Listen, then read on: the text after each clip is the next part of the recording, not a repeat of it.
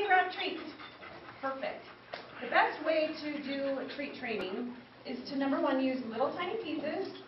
And then once they learn the behavior, we're going to start weaning them off. And we're going to wean them off really quickly. But I like using treats in the beginning because it motivates them, it rewards them, and you're able to show them what you want them to do.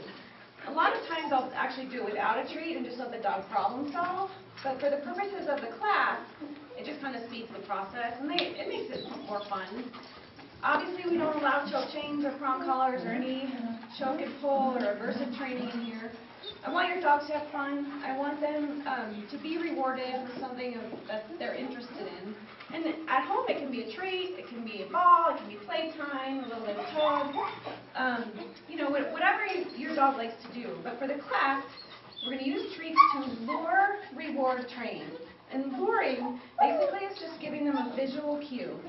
And all that is telling them what you want instead of waiting until they do it. Although you can do that, but I don't want you to correct them for doing it wrong when they don't know what to do in the first place. So you're actually going to show them what you want. So the first thing we're going to do is lure a spin. Come here, Lucy. Come here. Come here, Lucy. Okay, so see how she's following my hand? She's a lab, so that's why she's doing that. But I got her interested, okay? Now I can show her what I want. So I'm just going to lure a spin, just to help her problem solve a little bit. Good girl, Lucy. Good girl. Where are you going? No, come here. Come here. I know you want to play. Lucy, spin. Good girl. Good girl. All right, so now we're going to do a sit. Actually, a sit and a stand.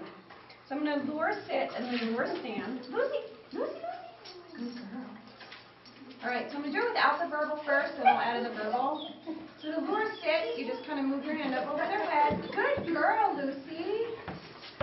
Good girl. Lucy, go. Lucy. Good girl.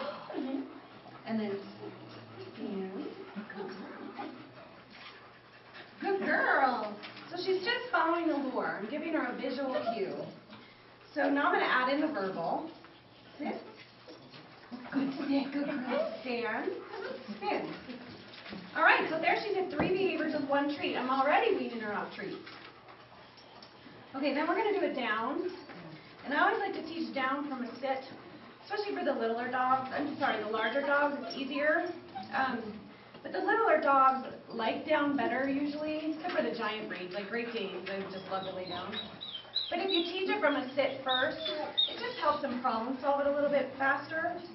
So, for the down, you're going to lure it by bringing the treat from the chin to the toes, and then out. Good girl, Lucy, good girl. One more time, sit.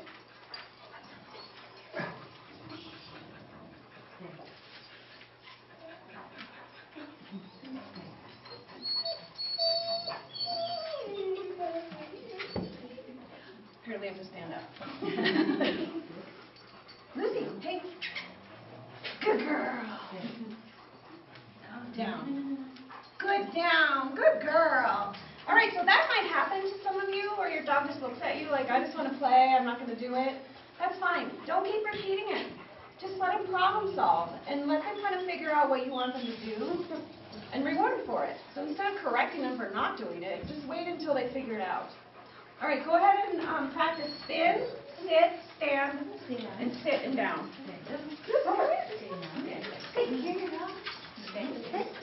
Over.